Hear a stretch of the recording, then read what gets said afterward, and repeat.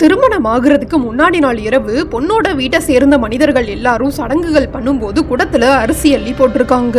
அந்த நேரத்துல ஒரு பாட்டி கையில அரிசி அள்ளிட்டு குடத்துல போடாம நின்று அழுதுகிட்டே இருந்திருக்காங்க.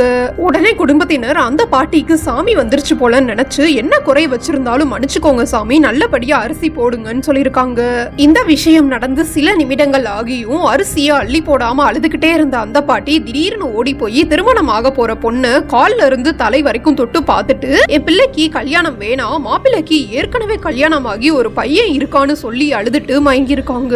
உடனே அரண்டு போன குடும்பத்தினர் பாட்டியோட உடம்புல திருமணம் ஆக போற பெண்ணோட இறந்து போன அம்மா தான் வந்திருக்காங்கன்னு புரிஞ்சுக்கிட்டு அவங்க சொல்றது உண்மையானு கேட்கறதுக்காக இரவு நேரத்திலேயே மாப்பிள்ளை வீட்டுக்கு போயிருக்காங்க.